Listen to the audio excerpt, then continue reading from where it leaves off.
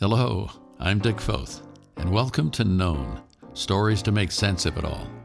You say, that's a bit of an audacious claim, stories to make sense of it all. How are you going to do that? I think by listening to the story of an individual, it puts skin on truth, and it informs our own lives. So these podcasts are about those kinds of conversations and reflections, and the hope is that as we explore other people's worlds and journeys, we get help for our own.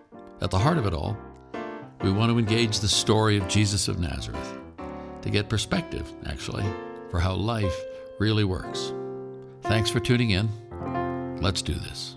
You know, it's a rare moment these days that in our culture we get to have a conversation with someone who has a life trajectory that embodies not just the American dream, but anyone's dream.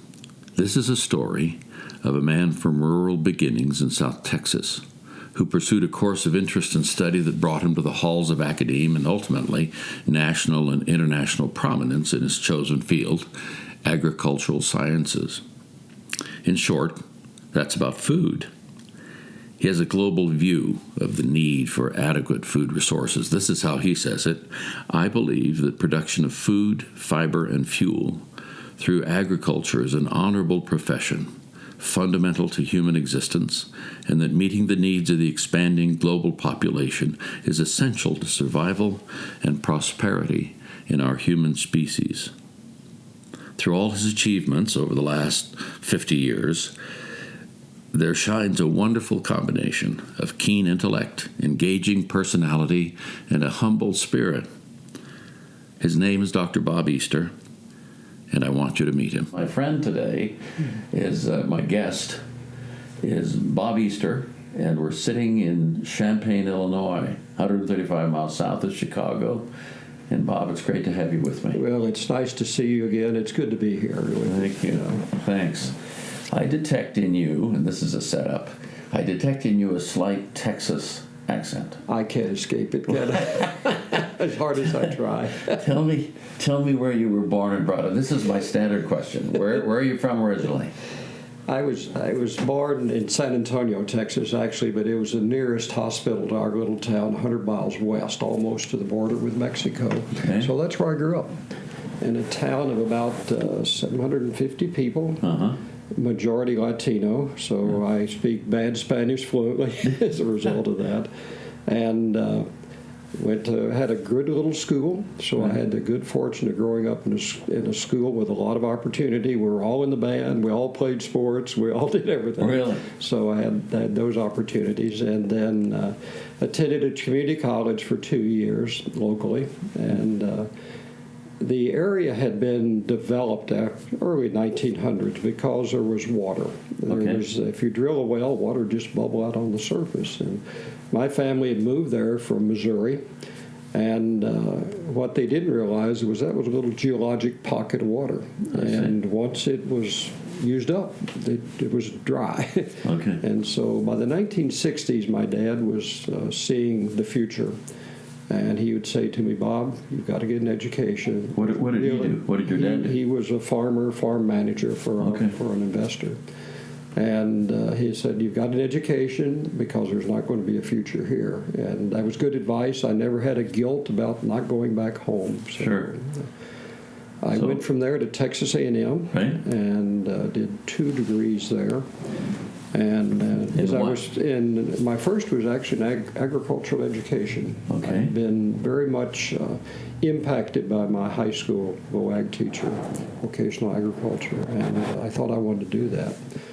And in my senior year, and I went in to pick up my term project, the person who taught pork production, which was that course, said, have you ever thought of going to graduate school? And I thought, well, what does that mean? Coming from my background, graduate school is what school teachers did to get a raise, frankly, the master's. And he explained to me, no, it involves research. And so I decided to stay with him, did a master's there, and towards the end of that program, there was a speaker from the University of Illinois on the campus in my field in animal nutrition, specifically swine nutrition. And swine nutrition. I feed pigs. Slop and hogs. Pig farmer. Well, it's a little more sophisticated than that. And he said, would you be interested in coming to the University of Illinois to do a doctorate with me? And so I did. And as I finished up, I had two options. One was to go back to Texas A&M, where I had an offer. And by chance, the second was to stay at the University of Illinois.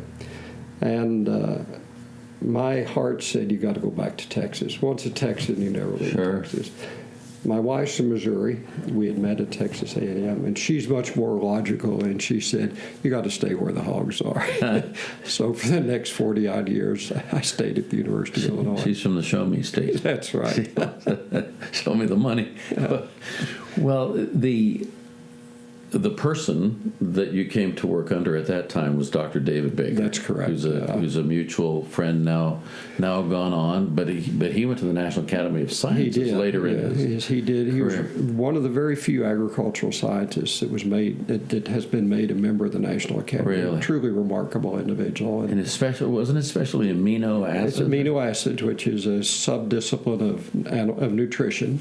Yeah. And he really changed the world in many respects. Really? So he deserved very much his right. I had the pleasure of being at the National Academy when he was in Denver. Oh, really? So that was quite a day. He would try to explain to me what he did, and I would just...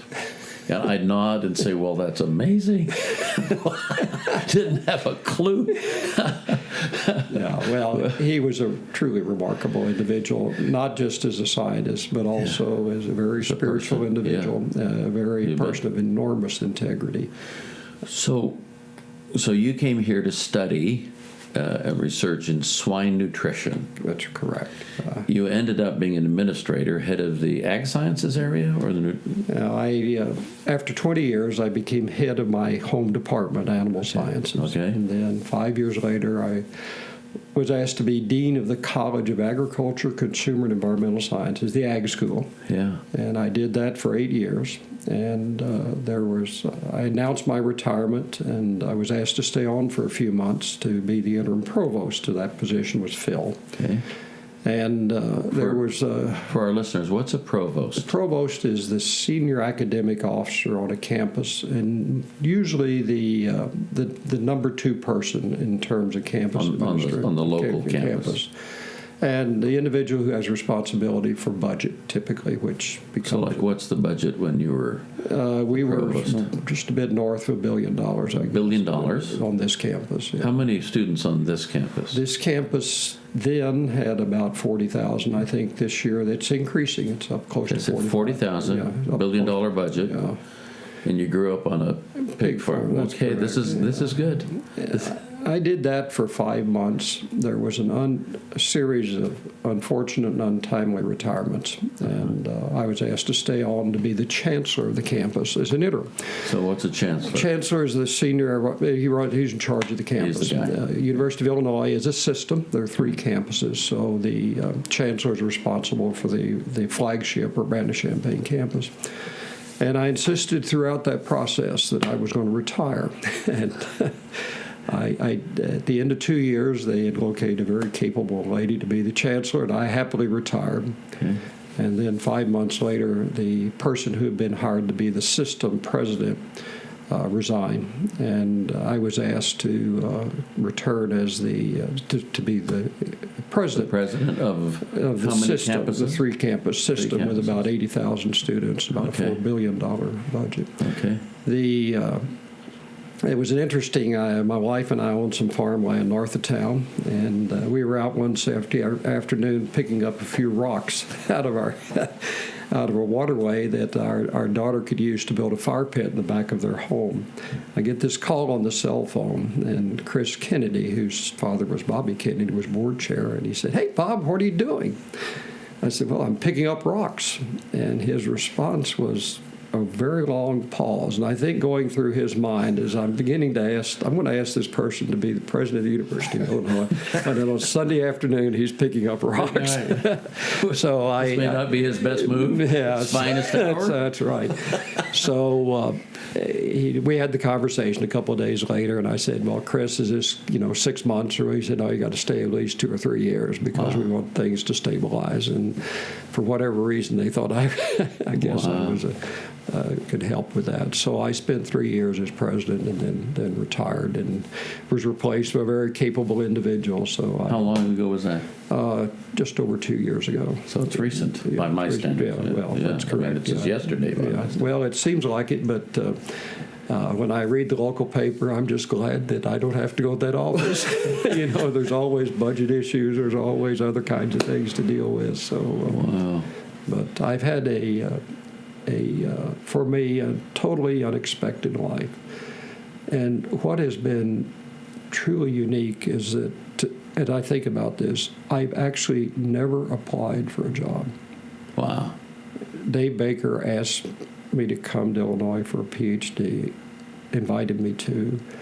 I was invited to go on the faculty here. I was asked by my faculty service department head. I was asked by the provost to be the dean, and these other stories I've told. And it's as though there's doors opened. Of course, a lot of doors open, but there's been a sense of this is the one to walk through. Wow. And so you begin to ask, is there a plan? Is this all coincidental? And one would argue it probably is, but then there may be that it's not. So, and you're a person that is a man of faith, if I can put it that way. You can. So when you say plan, I'm thinking God's design and all that. How did you navigate, if that's the right word,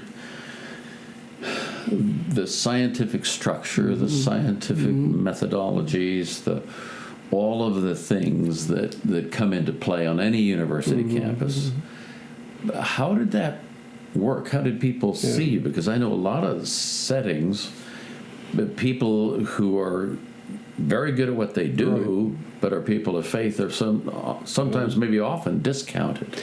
So how did you deal with that? I guess in part the colleges of agriculture historically have drawn from typically rural communities for their faculty, and there's, I think, and in my case, I was surrounded largely by people of faith. So it made that much. I have colleagues in other parts of this campus and other campuses who had more of a challenge in that regard.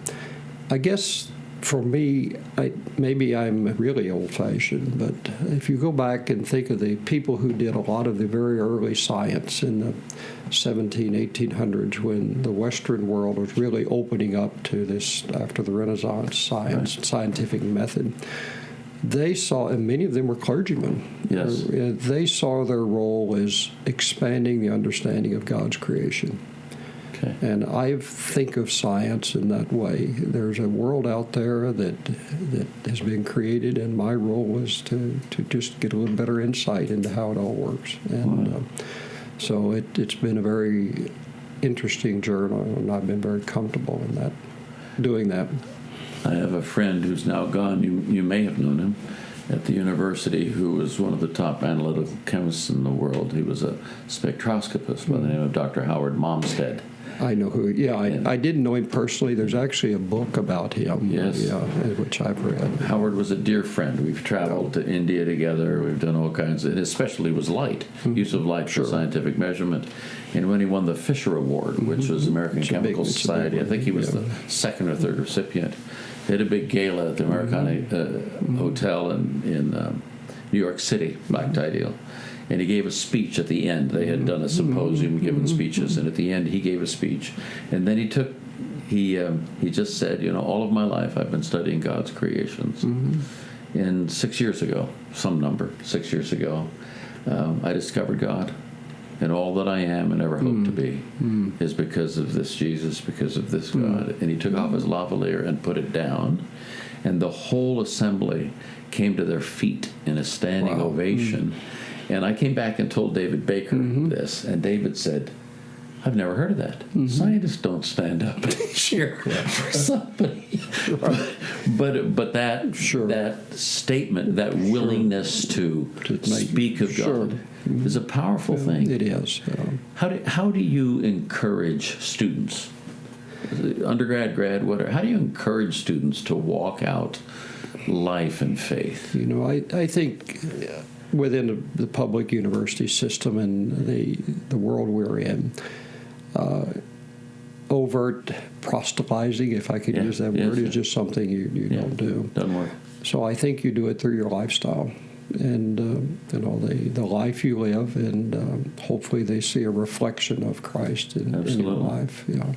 And your skill. You know, if you're only an okay prof and not a person who works at it and so forth, well, they don't last very long. I suppose.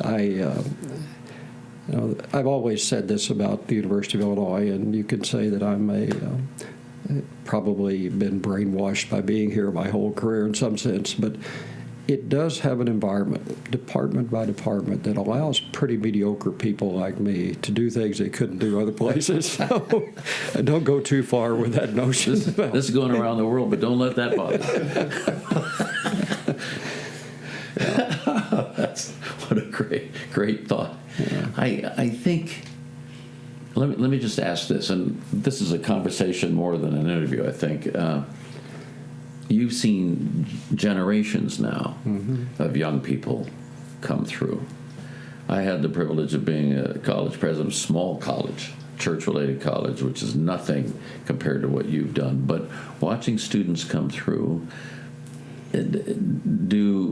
have students changed, or to what degree have you seen students change over the last 20 years? Let's say since the coming of the internet, just using that as sort of a place. If you want to go back to when I arrived here, it was at the height of the Vietnam War, or just towards the end of it. Yeah, I remember that. There was a great deal of rebellion against just about anything. 5,000 National Guard troops on campus bayonets. Right. I remember that. But the students have changed a lot since then. I think there's a level of we hear a lot in the media about intolerance, but there's also a level of tolerance that's present, that's there.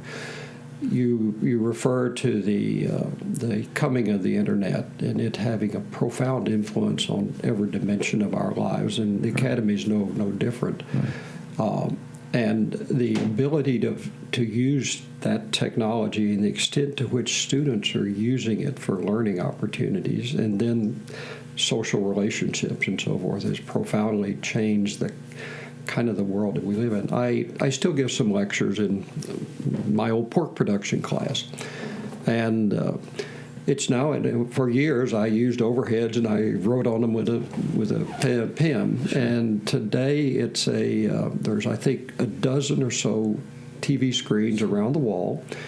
They're tables with movable chairs, they're on wheels, and most of the class doesn't even look at me. They're looking at the television screen on the wall that's closest to them, and it's just a completely different environment. But the interest in learning, the passion of the students is just as strong as it ever was. And this university, like many, has changed a great deal demographically. It hasn't been that many years ago when almost everyone in my class would have been from Illinois, right, if not from a farm somewhere in Illinois. And today it's a very international campus. Demographically, the ethnic backgrounds, the faith backgrounds, the diversity is much different from what it was. And I guess the thing that we find ourselves every 20 years or so reinventing ourselves, and that's a good thing. Yes. It's healthy, but it is a reality that. And so I guess one of the things that I've come away from that is that it's not a bad thing. It's something to be feared, but it is something you have to be aware of. Sure. And to the extent that you have a responsibility for guiding thought as people reinvent the institution, that's a role to play. Just 2 or 3 things, and I'll get out of your hair, and you can go back to picking up rocks on the As I talked to people, there are a couple of folks who knew I was going to come and chat with you. One of the words that I've heard used about you is that you are a unifier, that you have the capacity. And I think my friend Lynn, my Renaissance farmer friend Lynn, who's sitting in the room with us, that's an apt description. Use that phrase or that word to describe you in unity or unifying capacity in a university setting. That's no small deal. That's a big deal. Tell me about that. What is it in Bob Easter's head or heart that allows you to do that? You know, I guess I had a variety of things, and I appreciate that thing that's said because I hear it being said to me, and for whatever reason, that's who I am. I guess I had low expectations of myself, so my ego, coming from where I did, I don't have a great ego to deal with, fortunately, or at least I don't think I do. But, you know, there's a verse in Micah that talks about what does the Lord expect of me? And it's to do justice, to love mercy, and to walk humbly with the Lord. And that's basically the path I've tried to follow. And if that helps bring people together, then that's a good thing. That's tremendous. That's great. The university campus is both a wonderful learning environment and often the battleground of ideas. For faculty and administrators, the matter of how one expresses faith can often be a slow dance through a minefield. Bob Easter found a colleague that did that well when he met Dr. Steve Sample, president of the University of Southern California from 1991 to 2010. It's interesting that when he resigned, so many folks commented on Steve Sample's quality as the leader of really an international institution. This is John Mork, chairman of the board of University of Southern California. Dr. Sample engineered arguably the most dramatic rise in quality and ranking of any American university. From the very start, he understood the entrepreneurial zeal of USC and fueled our desire to be excellent. If there were a tagline for his leadership style, it would be never let up. And the results were nothing short of spectacular. Some years ago, somebody gave me a copy of a book that Dr. Sample had written, and it's called The Guide to Contrarian Leadership. It's a small book, but it has a powerful punch, and I encourage you to pick it up, The Guide to Contrarian Leadership. But I think the way he approaches life could best be summed up in the commencement address that he, President Steve Sample, gave at USC the year he stepped down, 2010. And I won't read it all to you because I want to get back to Dr. Easter, but this shapes the way someone like him, and I believe Dr. Easter, thinks. This was given on May 14th, 2010, and he entitled it 3 Questions. I'm not going to read it all, but I want to excerpt it. You may be wondering how I got to be this year's commencement speaker. Does it mean that everyone else to whom we offered this honor turned us down? No, it doesn't mean that at all. At USC, we have a committee that chooses our commencement speaker. This committee receives advice from people across the campus about potential speakers, but the final choice is made by the committee, and this committee consists of one person, me, the president. Since this is my last commencement as president of USC, lots of people suggested that I should be the speaker.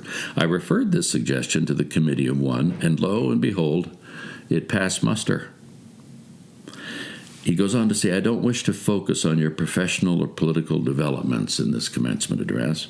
Rather, I want to talk to you about your personal development as human beings. That's because, in the final analysis, what determines a person's ultimate success is not so much his professional abilities or political brilliance as it is his character. What I should like to do is pose 3 questions, the answers to which only you can formulate. Moreover, I hope to persuade you that these three questions underlie many of the more complicated issues which you will have to address during your lifetime. The first of my questions is, how do you feel about money? He goes on to say, the question I'm asking here is not how should you feel about money, but how do you feel about money? And then he explains some of the things that he has observed over the years.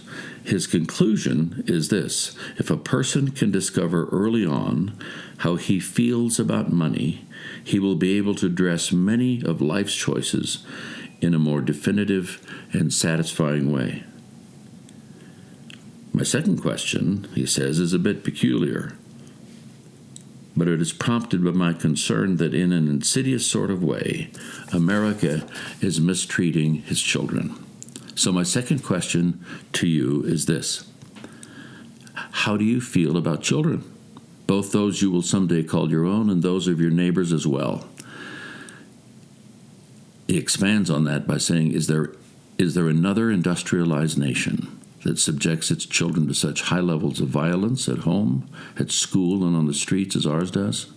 Is there another industrialized nation which has given its public school system as little attention as we have?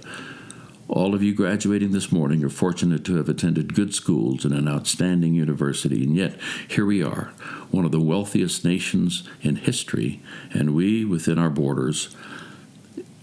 within our borders some of the worst elementary and secondary schools in the world. Indeed, for all Americans, our greatest single challenge in the years ahead will be the reconstruction of our society into one that is user-friendly to children. My third question is the most difficult of the three and by far the most personal and embarrassing. No, has nothing to do with sex. Rather, the question is, how do you feel about God? Say what? God? Did he say God? Why should anyone bring up God at a secular commencement ceremony? Surely most of us, as modern intellectuals, have grown beyond the point at which God or our relationship to him is a serious question. Let me assure you that I'm not trying to sell you a set of religious beliefs. Here again, as in the case of money, the question is not how should you feel about God, but how do you feel about God in fact? He goes on to expand on that, and then he concludes this way: one of mankind's deepest and most abiding concerns for all times, in all places, and for all peoples is our feeling for and relationship with God. My point is that you may be able to run from your true feelings about God or non-God, but it's very difficult to hide from them in the long term. Probably it's to your advantage to discover and confront those feelings sooner rather than later. Well, there you have my small contribution to all the parting advice you will receive as you graduate from the University of Southern California. Just three simple questions. How do you feel about money? How do you feel about children? How do you feel about God? I do believe giving careful consideration to these three questions in the years ahead will prove beneficial to you. For in so doing, you will learn a great deal about yourself. You may even come to like and accept yourself a little better. You will almost certainly gain a better understanding of the meaning of life, of your place in the universe, and of how you might live in productive peace and harmony with your fellow human beings. And that, after all, is what living well is all about. God bless you, and fight on. I was delighted to receive this commencement address from Dr. Easter when he said to me, let me illustrate what I mean about Steve Sample. That was great. You brought up Dr. Steve Sample, who is the former president at USC. Right. And you were contacting him for what reason? Well, he's an alum, and he's had a successful career, I should say. He had, because sadly he's passed. But one of the roles of a president is to visit with alums and suggest that they might make a contribution. What's that old line about presidents or guys who are men or women who live in big houses and beg? Something I've not heard that one, but it's a good one. But I did get a couple of chances to meet with Dr. Sample. He's a wonderful guy. Provided great leadership to USC for a long time. Yeah, close to 20 years, I think. Your career has impacted a boatload of people, to understate it by any measure, and to see what I would see from my perspective, see the hand of the Lord on Bob Easter, from pigs in Texas to leading one of the premier universities in the world, and not losing your way or not being sucked in by the bright lights or crushed by the weight of it, because there's no small part. It's just an honor to be able to sit with you. Well, this may seem trite, but I've had the good fortune. I'm a weak person. We're all susceptible to things. But I've had around me individuals my whole career who've been incredibly supportive and people of deep faith.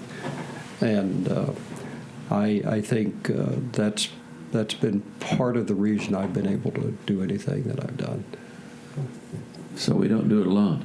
I absolutely agree. We all know that the greatest of leaders don't lead alone. They always have able and loyal friends who advise, encourage, and challenge along the way. For those who are married, most often that closest guide is a spouse. For Dr. Easter, it is his wife, Cheryl. It's important who you pair yourself with going through life. And I had the good fortune to meet Cheryl a long time ago, and she's a person of great faith, and that's been tremendously helpful to me along the way. I think we don't understand a lot of times how powerful it is to have someone who is not only supportive but also dreams the dream in some way. Mm-hmm. And they help us from getting fat-headed when people say, "Isn't he wonderful?" That's really important. Sometimes I'll speak, and it goes pretty good, and somebody will come and say, "It must be wonderful to be married to." She'll say, "Honey, let me talk." Okay, well, Bob, thank you very much. And I just think the encouragement that your life and your excellence in what you do, your capacity to bring people together, I think that Micah verse is tremendous for, just as a template, isn't it, for things. It's just a great model for us, and really honored.